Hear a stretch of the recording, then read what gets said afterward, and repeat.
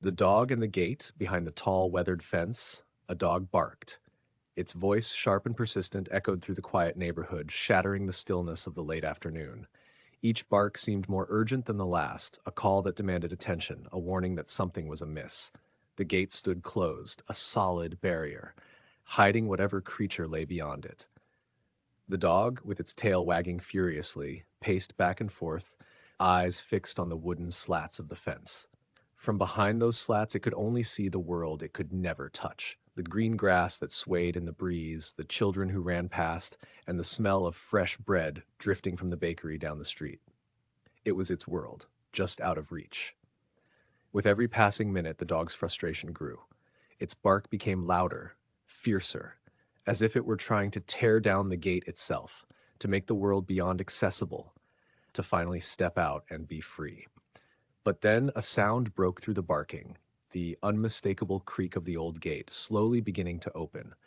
For a split second, the dog's barking stopped. Its eyes widened, its body tense as it stared at the slowly widening gap. The fence that had kept it confined for so long was giving way. The door to freedom, to something unknown, was opening right before its eyes. But instead of rushing forward, the dog froze. The moment of freedom, the very thing it had been longing for, now made it hesitate.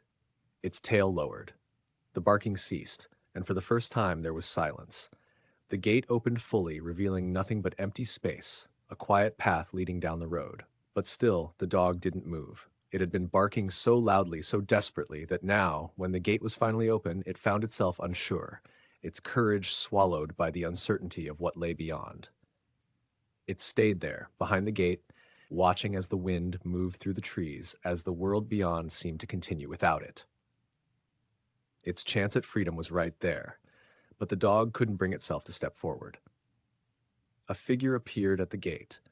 It was the familiar face of the old woman who lived next door, the one who always gave it scraps of food and gentle pats on the head.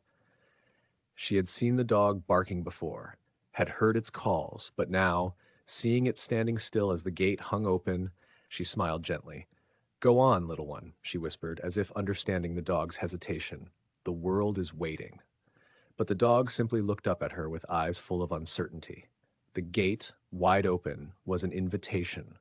But sometimes, freedom is not a call to be answered so easily. Sometimes, even when the path is clear, we are held back by the very fear of what might come next. As the evening shadows grew longer, the dog stayed behind the open gate, its world still defined by the fence. It had barked for so long, but when the door to possibility had finally opened, it was unsure whether to take the leap or stay behind, safe and sound. And so it stood there, caught between two worlds, the one it knew and the one that could be, if only it dared to cross that threshold. As the sun dipped below the horizon, the gate slowly creaked shut once more, but the memory of that moment, of the choice between safety and freedom, lingered in the air. If you enjoyed this story, don't forget to like, share, and subscribe to help our channel grow.